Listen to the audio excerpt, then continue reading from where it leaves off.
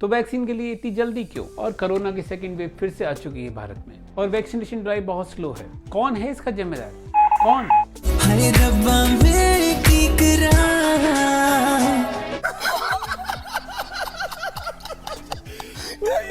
समझ लीजिए वायरस ने अपनी पहचान बदल ली है। ये बाबूराव का स्टाइल है। 2020 के जाते जाते कोरोना वायरस बहुत सारे खतरनाक अवतारों में आ गया, पर ऐसा अंत में ही क्यों हुआ 2020 के? ये आश्चर्यजनक है और पिछले 10 महीने में बदला नहीं था। इसी की वजह से हम लोग वैक्सीन इतनी जल्दी तैयार कर पाए। इस बदलने को कहते हैं म्यूटेशन। और अगर वायरस ऐसे ही बदलता रहा यानी म्यूटेशन करता रहा तो मुसीबत हो जाएगी। अब ये वायरस इतना तेज और शातिर है कि हो सकता है कि कोरोना वायरस से प्राप्त की हुई इम्यूनिटी को भी ये धोखा दे सकता है, यानी हमारे इम्यून सिस्टम को भी धोखा दे सकता है। और इंग्लैंड, साउथ अफ्रीका और ब्राजील से आए वेरिएंट्स ने तो हद कर दी है, सबके कान खड़े कर दिए। इंग्लैंड से आया हुआ कोरोना वायरस का वेरिएंट दिसंबर में आया था और CDC का अनुमान है कि मार्च तक अमेरिका में ये सबसे बड़ा वेरिएंट होगा कोरोना वायरस का।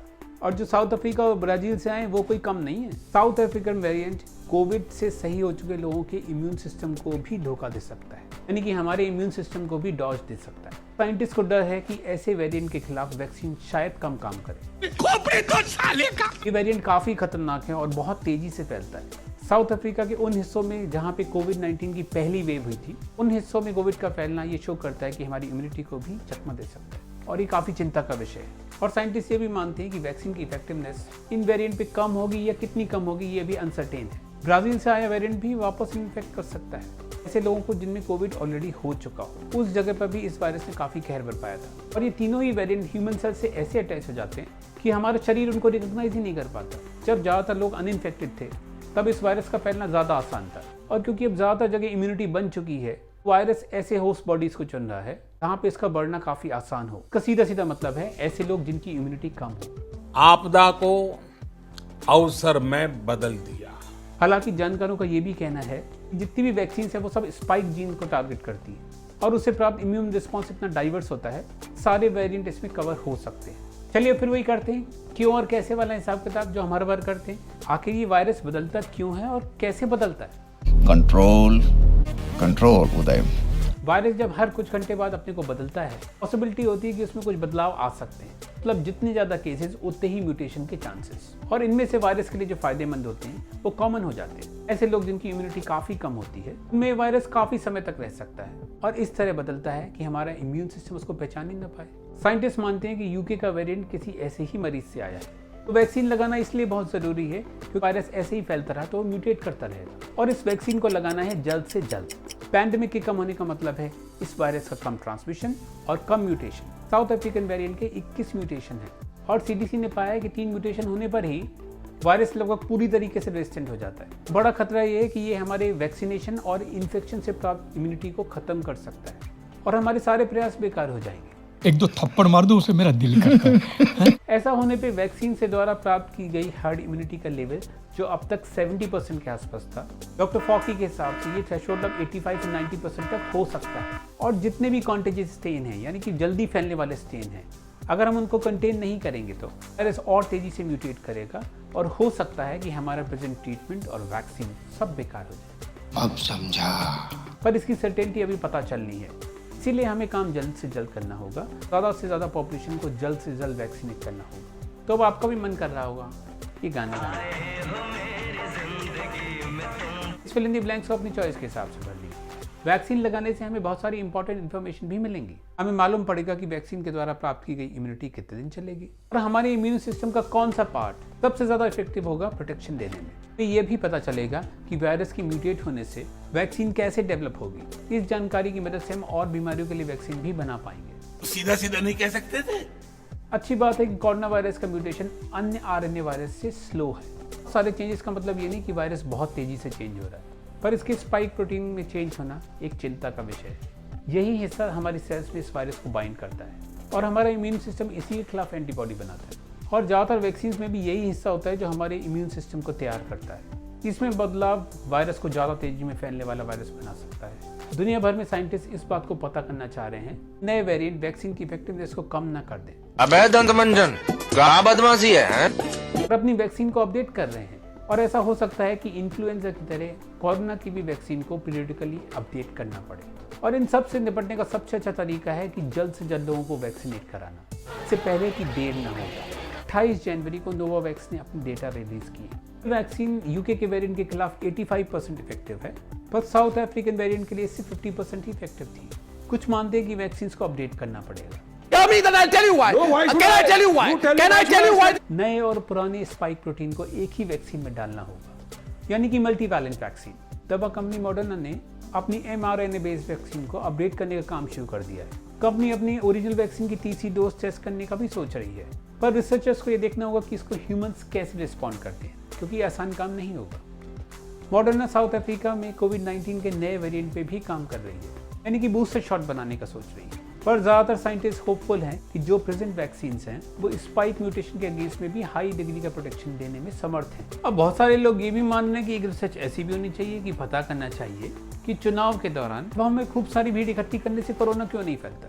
13 मार्च तक 345 मिलियन डोजेस कोरोना की लगाई जा चुकी थी वर्ल्ड वाइड में, जिसको बनाती है सिर्फ 100 लोगों पे 4.5 लोगों का वैक्सीनेशन, और बहुत सारे देशों में तो एक भी डोज नहीं लगी। 22 मार्च को ये 527 मिलियन डोजेस था, जिसमें 117 मिलियन फुली वैक्सीनेटेड है, यानी कि सब लोग अभी फुली वैक्सीनेटेड नहीं हुए। हमारे हिंदुस्तान में ये सिर्फ 100 लोगों पे 2.1 है, और हमारे यहाँ जितनी भी डोज लगाई गई हैं उनमें से 0.64% लोग ही फुली वैक्सीनेटेड हैं, और एक डोज लेने वाले 3.62% हमारी टोटल पॉपुलेशन का, जो कि बहुत ज्यादा कम है। चल झूठा। भारत का वैक्सीनेशन ड्राइव शुरू हुआ था 16 जनवरी को हेल्थ केयर वर्कर्स और फ्रंटलाइन स्टाफ के लिए। 1 मार्च से 60 साल के ऊपर के लोग और 45 ईयर से ऊपर के लोग जिनको अन्य बीमारियां भी हैं उनके लिए इसको खोला गया। अब आने वाली 1 अप्रैल से सरकार इसको 45 साल से ऊपर के लोगों के लिए खोल रही है। 1 मार्च के बाद से शुरुआत में काफी लंबी लंबी लाइन देखी गई।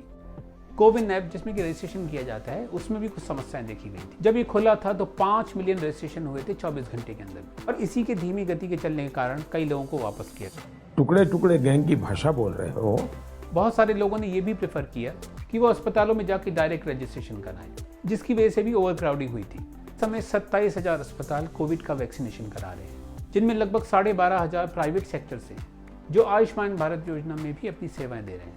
सरकार उन हॉस्पिटल्स को भी जोड़ना चाह रही है जो आयुष्मान भारत में इम्पैनल नहीं है। इंडिया स्पेंड में छपी रिपोर्ट के हिसाब से हमारी सरकार ने 26 फरवरी के बाद वैक्सीन लगाने से हुए एडवर्स इफेक्ट की कोई इन्फॉर्मेशन नहीं दी है, जो काफी चिंताजनक है। वैक्सीनेशन के साथ साथ ये भी बहुत जरूरी है कि किस तरीके से एडवर्स इफेक्ट आफ्टर इम्यूनाइजेशन को ट्रैक, रिपोर्ट, रिकॉर्ड और इन्वेस्टिगेट किया जाए। सरकार के द्वारा 4 और 5 फरवरी को संसद में बताए गए नंबर्स में भी अंतर है। इसका कोई कारण नहीं बताया गया और न ही इन एडवर्स इफेक्ट के बारे में डिटेल दिए गए। केंद्रीय स्वास्थ्य मंत्री ने बताया कि साइड इफेक्ट्स बहुत कम है, और ये भी क्लियर किया कि सभी को वैक्सीन नहीं मिलेगी, क्योंकि ऐसा जरूरी नहीं है।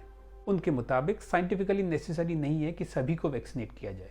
जो भी वैक्सीन कराना चाहे वो या तो कोविन ऐप में रजिस्ट्रेशन करा सकता है या वैक्सीनेशन साइट पर जाके भी रजिस्ट्रेशन करा सकता है।